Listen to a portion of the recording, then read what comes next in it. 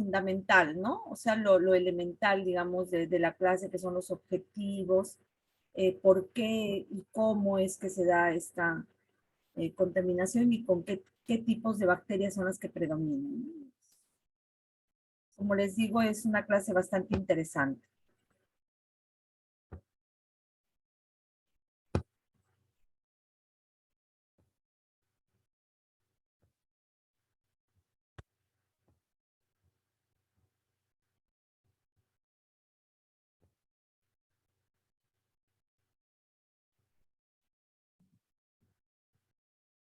El objetivo fundamental del tratamiento de conductos en los que hay patología periapical consiste en lograr la máxima eliminación de microorganismos posible, ¿no? Ya que estos están dentro de los conductos radiculares de los dientes afectados. O sea, cuando nosotros hacemos un tratamiento de conducto, el objetivo fundamental indudablemente es eliminar la carga bacteriana. Se ha demostrado con trabajos de investigación a lo largo de los años que esta carga bacteriana no es posible de eliminar al 100%. Sin embargo, hay situaciones que nos permiten eliminar estas bacterias hasta en un 97%, ¿no? Del total. Y hay, digamos, situaciones que nos ayudan a asegurar que esta carga bacteriana residual, digamos, no va a tener posibilidad de reproducción si es que se hace un buen sellado del conducto, no dándole espacio a estas bacterias para seguir formando colonias, ¿no? Por eso es que es sumamente importante cada paso del tratamiento endodóntico. Por ejemplo, el trabajo del irrigante en el tratamiento endodóntico también es de vital importancia porque el irrigante es un potente desinfectante, bactericida, bacteriostático, entonces que ayuda también a la eliminación de la carga bacteriana. Entonces, una vez más les repito, cada paso en el procedimiento endodóntico es fundamental para poder eliminar la mayor carga bacteriana posible en piezas que ya están sufriendo una infección evidente, ¿no?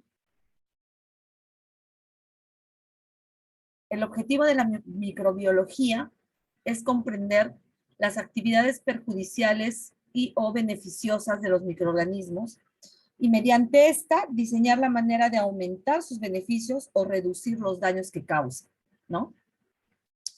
Miller en el 94 publica un estudio microbiológico pionero en el que informa de la posible asociación entre bacterias y lesiones periapicales y establecía en ese entonces las diferencias entre la microbiota de los conductos de acuerdo con sus diversos tercios, ¿no? Aquí es importante para ustedes, no es, o sea, hablar de biofilm no es una cuestión ajena, ¿no? En odontología nos hablan de biofilm desde los primeros ciclos, ¿no? Porque digamos, es una comunidad de microorganismos tan importante y tan, digamos, causante de muchas situaciones en la cavidad oral, entre ellas, por ejemplo, la caries, problemas periodontales y, por supuesto, los problemas endodónticos no son ajenos, ¿no? Porque la patología pulpar deviene en un gran porcentaje de los casos justamente de los procesos cariosos, de los procesos de caries, ¿no? En las piezas dentales. Y estas pues están formadas por una gran cantidad justamente de microorganismos. Y el biofilm es una comunidad de microorganismos que crece dentro de una matriz de expopolisacáridos que las protege. Por ejemplo, de antibióticos, pudiendo estar adheridas a una superficie inerte o viva, ¿no? Por eso es que tan fácilmente se pueden adherir sobre el esmalte, ¿no? Que prácticamente es un mineral. La total eliminación de las bacterias es de vital importancia para asegurar el éxito del tratamiento endodóntico, ¿no?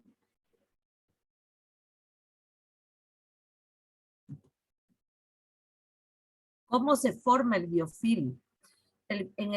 Para la formación del biofilm, primero existe una invasión, luego una penetración, luego una colonización finalmente una multiplicación y proliferación de los microorganismos, ¿no?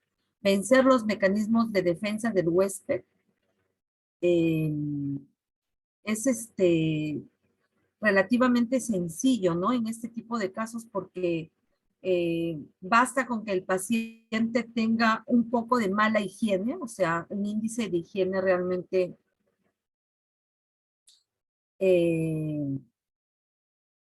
o sea, que consideremos que su higiene es mala, que el paciente se lave, por ejemplo, una sola vez al día los dientes, pues obviamente va a haber mayor probabilidades de que estas colonias de bacterias se proliferen, ¿no?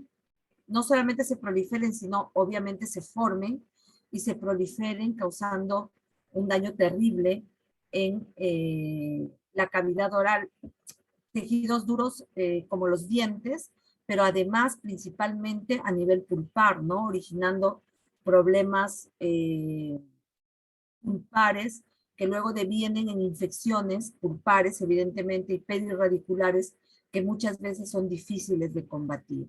Entonces, rápidamente vencen diferentes barreras, llegando hasta pues la pulpa e inevitablemente dañándola y en muchos casos de manera completamente irreversible. Y es por eso que nosotros entramos a tallar para hacer el tratamiento de conducto, ¿no?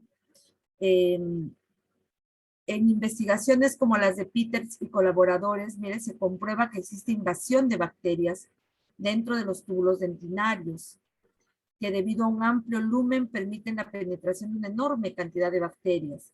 Se han reportado que la infección de los túbulos está presente entre 70 y 80% de los casos en los que hay evidencia de lesión periapical.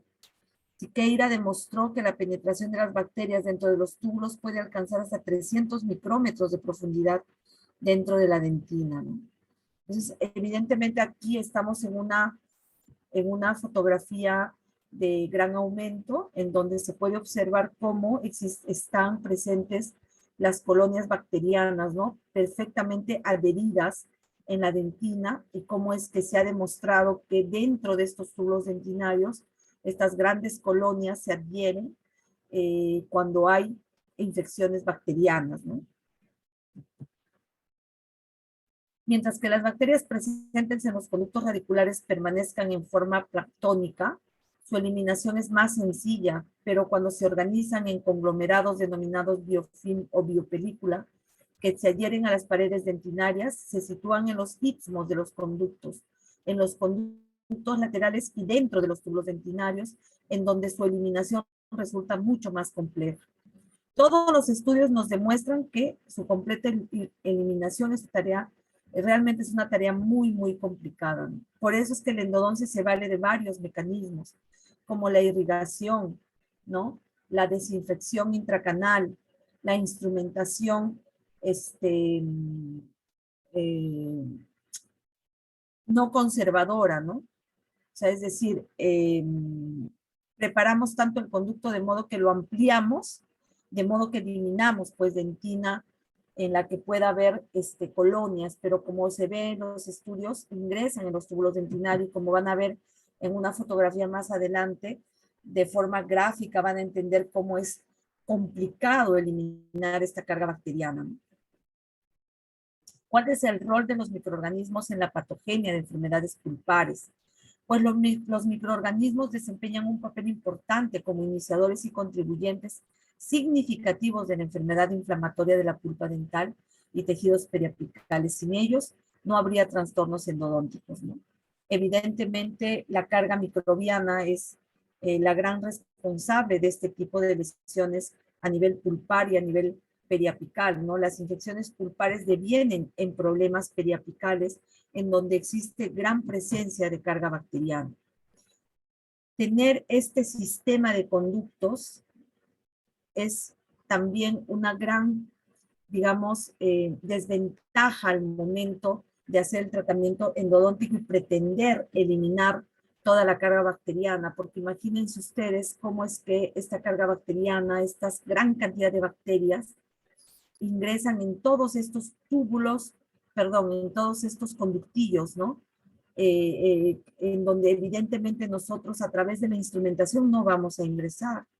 Probablemente un poco, en alguna medida, a través de la irrigación intracanal o a través de la medicación intracanal. Pero ingresar a todos estos tubulillos, a todos estos conductillos totalmente estrechos, enmarañados, es demasiado complejo. Es otra de las razones por las que hasta el día de hoy no se puede asegurar el éxito completo del tratamiento endodóntico, ¿no? Y por eso es que tiene que pasar una gran cantidad de tiempo, como 2, 3, 4, en algunos casos 5 años, para determinar que un tratamiento endodóntico ha sido exitoso, ¿no? Miren ustedes estas grandes colonias de bacterias que se adhieren en la entrada de los túbulos dentinarios y, por supuesto, dentro de los túbulos dentinarios, ¿no? Miren. Entonces, combatir esa carga bacteriana, pues, es sumamente complicado. ¿Cómo son las vías de infección? A través de un trauma, a través de la caries, de una lesión de caries, a través de un crack, ¿no? A través de una enfermedad periodontal, o sea, infecciones endoperidontales, a través de reabsorciones radiculares, ¿no? Laterales o apicales, ¿no?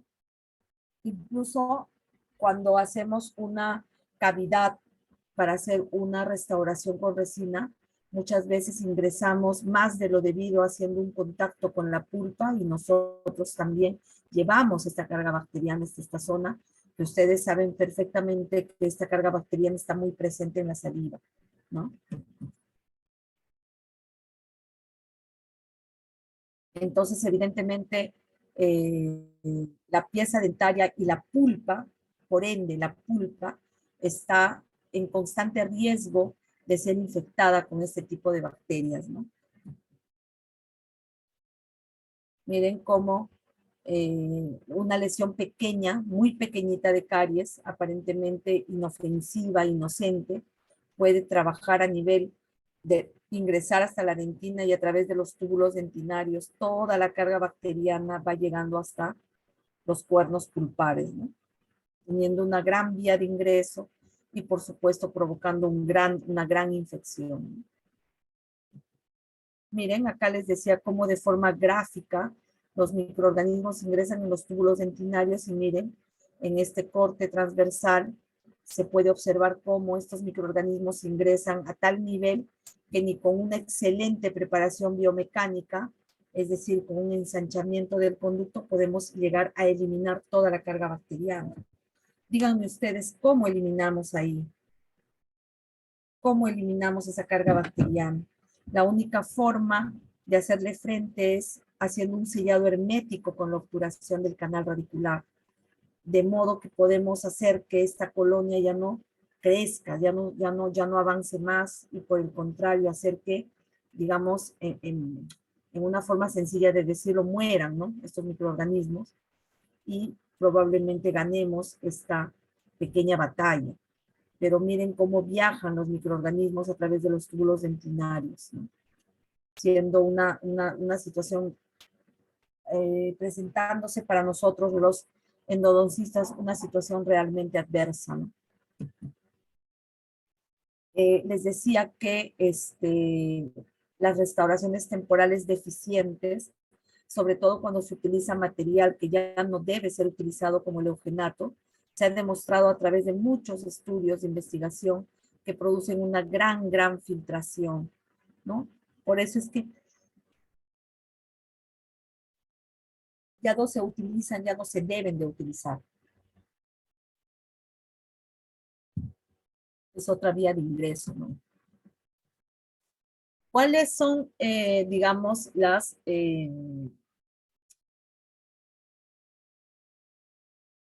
estas comunidades o estas microbiotas, digamos, o presentes en las diferentes lesiones que con las que nosotros nos encontramos en tratamientos de conducto? Por ejemplo, en necrosis pulpares, las infecciones son polimicrobianas y mixtas, ¿no?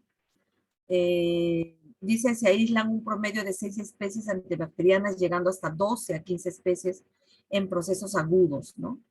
De acuerdo al tamaño de las comunicaciones, la presencia de anaerobios estrictos va a variar entre 60 a 95%, ¿no?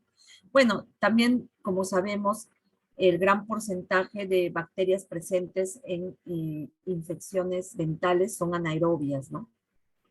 La proporción de anaerobios estrictos, porque también, como ustedes saben o recordarán, hay anaerobios estrictos y facultativos, ¿no? Entonces, los anaerobios estrictos aumentan con el tiempo según Fabricius y colaboradores en un 50 a un 98% entre 7 días y 3 años. Colonizar la luz del conducto se agrupan sobre el tejido necrótico y sobre restos hísticos. O sea, este tipo de bacterias colonizan la luz del conducto. O sea, ya se ha demostrado que hacen eso. Son difíciles de combatir. Se agrupan sobre tejido necrótico, o sea, sobre tejido no vivo, y sobre restos hísticos también, ¿no? La microbiología que está presente en periodontitis apicales predominan los anaerobios facultativos gram negativos, ¿no? Según Baumgartner y colaboradores, encontraron un predominio de anaerobios estrictos de 68% en los últimos 5 milímetros apicales.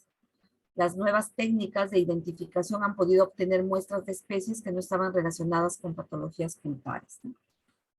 Esto solamente nos demuestra la gran, digamos, cantidad de bacterias. Yo he leído estudios en los que se indica que se pueden encontrar hasta 300 tipos de bacterias en un proceso infeccioso de tipo pulpar. Entonces, la variedad es tan grande que gracias a Dios el hipoclorito es uno de los desinfectantes que puede eliminar casi todas las bacterias que se encuentran presentes en el conducto, incluyendo esporas, incluyendo virus e incluyendo hongos, ¿no? Porque también están presentes. Y digo casi porque uno de los microorganismos que son bastante difíciles de combatir son los enterococos fecalis, ¿no? Entonces, están bastante presentes en las lesiones recidivantes, o sea, en los tratamientos endodónticos que nos salen mal. Cuando se han hecho estudios de la carga bacteriana presente en este tipo de casos, se ha encontrado mucho enterococos fecalis, muy difíciles de combatir, pero, bueno, no imposibles, ¿no? Sin embargo, hay que saber que estos microorganismos son los que tienen mayor presencia, sobre todo en lesiones recidivantes. La microbiología de abscesos periapicales, de abscesos apicales agudos, dice, existe un desequilibrio a favor de los microorganismos con respecto a las defensas del huésped, ¿no? Son infecciones polimicrobianas y mixtas en un 70% que tienen entre 3 o 4 especies. Predominan los anaerobios estrictos en un 90%, siendo las especies más comunes Dilester, Treponemas, Fusobacterium, bacilos pigmentados, Tannerelas y Peptostreptococcus. Por ejemplo, chicos, en mi tesis de doctorado, yo estudié la presencia de Fusobacterium nucleatum, Enterococcus fecalis y Streptococcus mutans.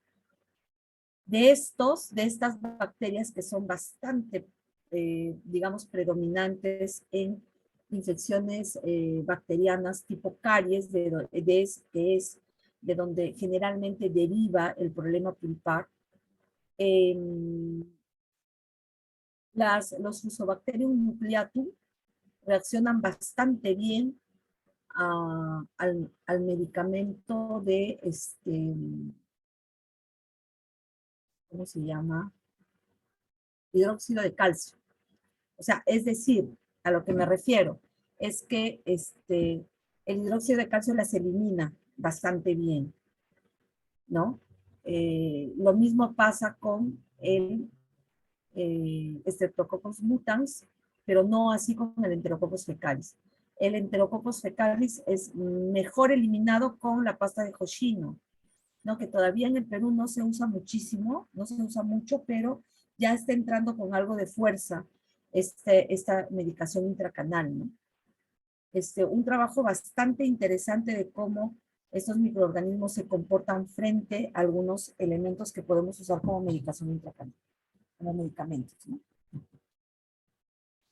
La microbiología en infecciones persistentes están constituidas por un grupo de microorganismos más restringidos, predominando bacterias gram positivas. Las más comunes son los enterococos, los streptococos, los lactobacilos y los propionibacteriums, dice. El enterococcus fecalis se puede encontrar a menudo entre 30 a 90%. ¿Qué podemos concluir de esta clase, chicos? Que clínicamente no es posible determinar la organización de una biopelícula o un biofilm. Sin embargo, sabemos que las bacterias están presentes o persisten en los conductos radiculares necróticos con lesión periapical y en los casos en que no responden al tratamiento convencional de la limpieza y conformación de los conductos, en exposiciones dentinarias prolongadas por caries, los conductos con tratamientos endodónticos deficientes y en dientes con trayectos fistulosos, ¿no? En estos casos que se mencionan, debemos de ser mucho más cuidadosos al momento de realizar un tratamiento de conducto. Me refiero cuidadosos en el, digamos, ámbito de la preparación biomecánica, la medicación intracanal y, por supuesto, la irrigación y aspiración con el irrigante indicado. Cabe destacar que no se dispone de ninguna técnica de instrumentación capaz de remover toda la dentina infectada del conducto radicular. Consecuentemente, es probable que los microorganismos permanezcan en los túbulos dentinarios y otras variantes anatómicas después de la instrumentación. Es esencial que estén inhabilitados y enclaustrados de tal manera que no provoquen la reinfección de los tejidos periapicales. Por esto se hace de suma importancia realizar una adecuada obturación del sistema de conductos, ¿no? Que esta obturación sea lo más hermética posible, de modo que no deje espacio para la formación de futuras colonias bacterianas. En los conductos radiculares de dientes que presenten lesiones periapicales se concentra gran cantidad de bacterias, generalmente organizadas en una biopelícula. Estos microorganismos también penetran en túbulos dentinarios donde difícilmente pueden erradicarse, ¿no? Evidentemente, las lesiones de mayor tiempo son las que mayor, digamos, penetración ha logrado la bacteria en los túbulos dentinarios, no así las lesiones de, digamos, recientes, ¿no? A tener en cuenta este tipo de información para poder conocer y entender el comportamiento bacteriano dentro del conducto radicular y el predominio de estas para las infecciones que provocan. Las consultas que ustedes quieran hacer, si quieren extender un poquito, si es que el tema les interesa, ¿no? Este tema de microbiología es bien interesante, sobre todo para trabajos de investigación.